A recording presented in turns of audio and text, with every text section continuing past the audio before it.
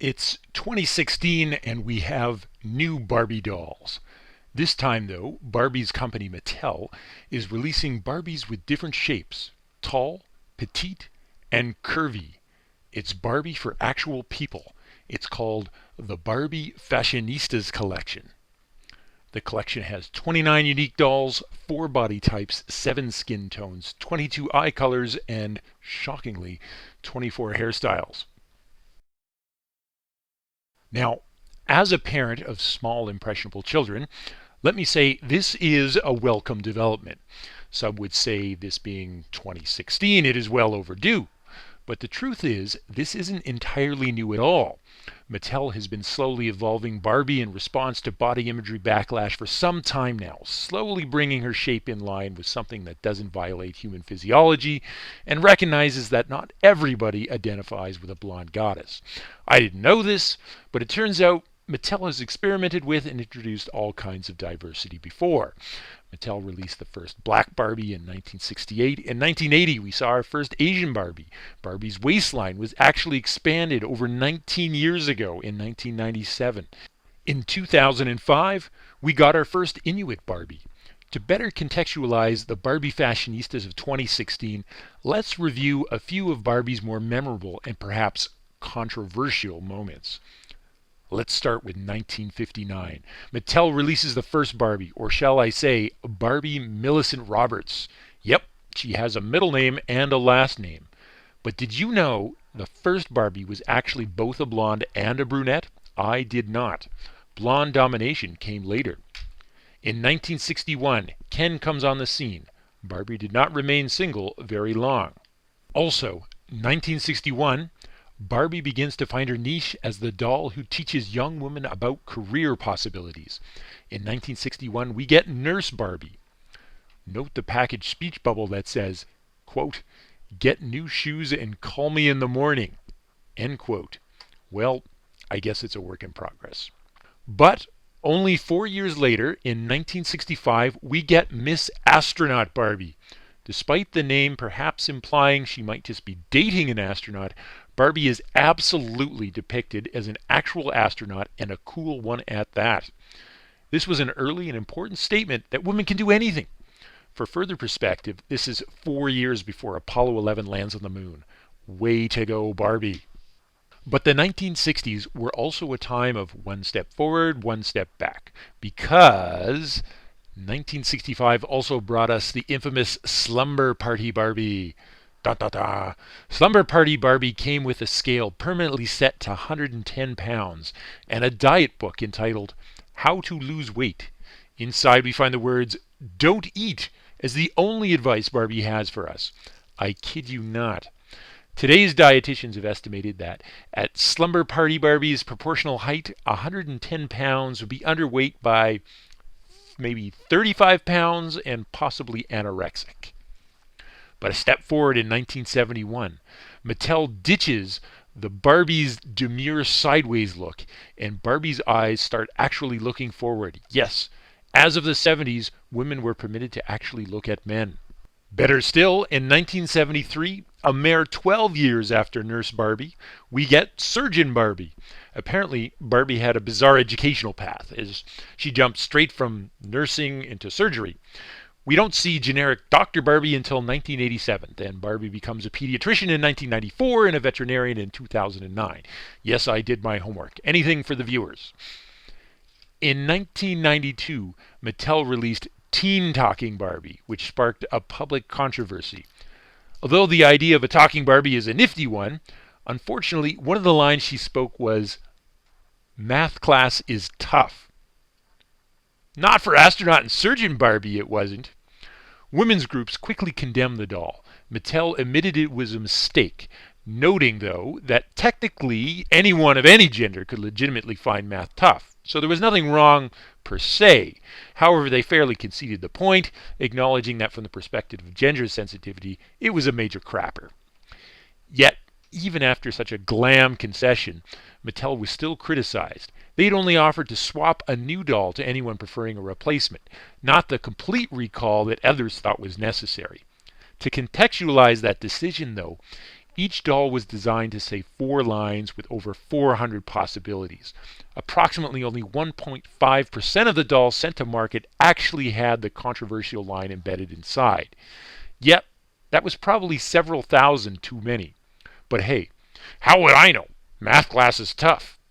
5 years later, in 1997, Mattel introduced their first physically challenged doll with a Barbie in a wheelchair, eventually named Share a Smile Becky. That's huge. Ask any parent of a child with a disability and they will tell you how hard it is to find inclusive toys. The positive? Becky was every bit as fashionable as Barbie. There's no reason physically challenged individuals can't be.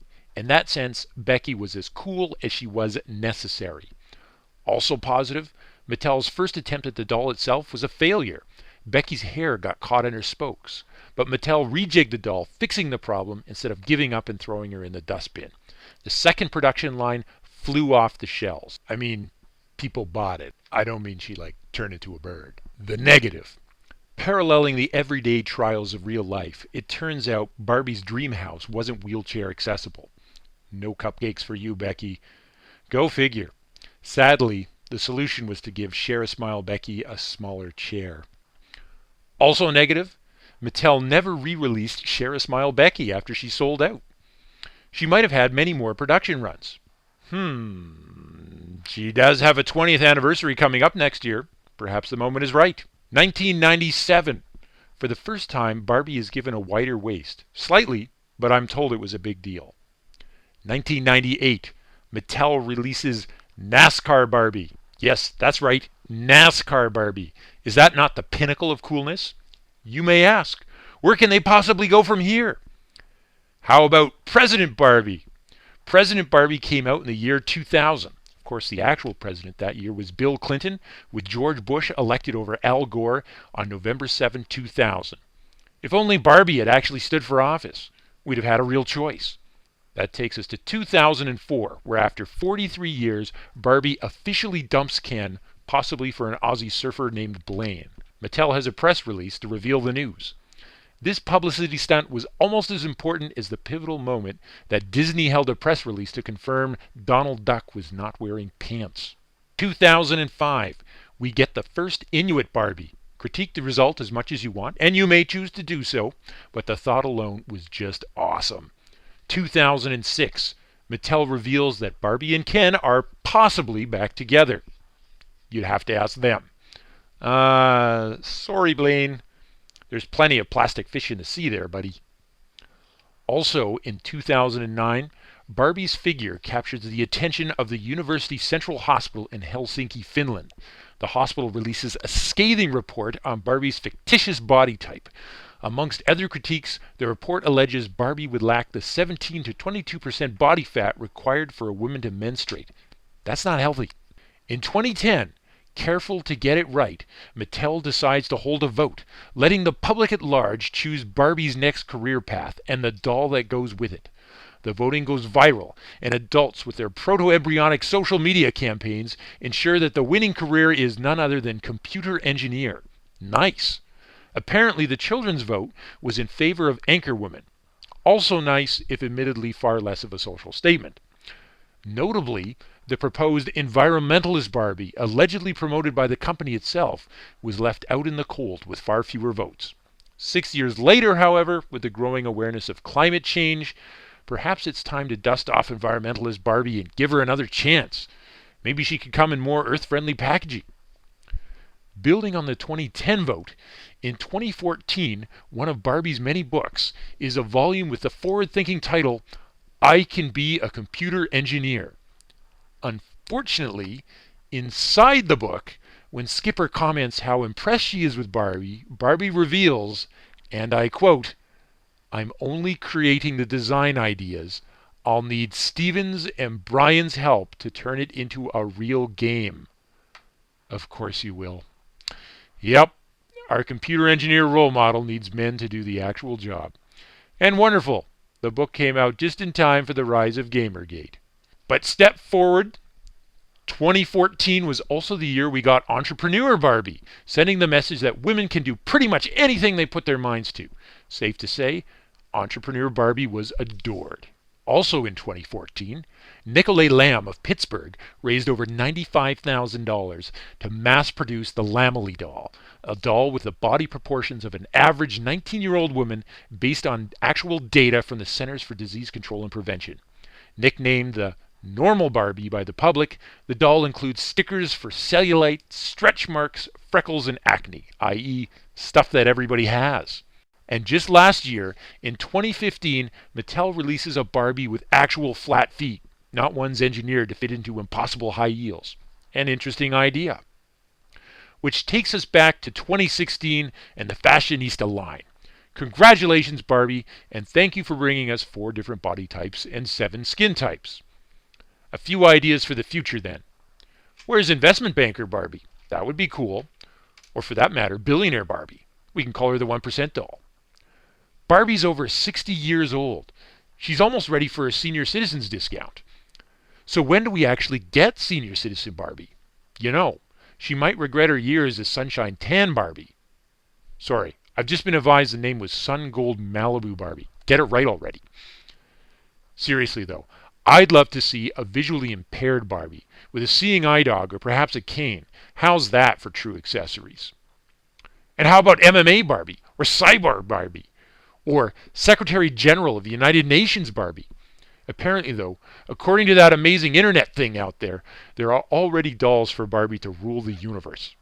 But seriously, reviewing the history causes me to ask, why is it that poor Barbie is lambasted every time Mattel missteps, while other toy product lines seem to get a continual pass, propagating negative stereotypes at will?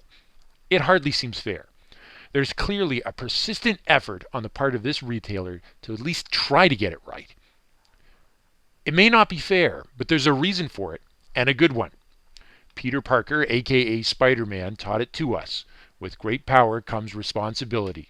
It's a cliche that applies here. As long as Barbie holds the throne as the iconic doll and wields the power to shape impressionable young minds, people will always expect better and more from her. We count on her to measure up.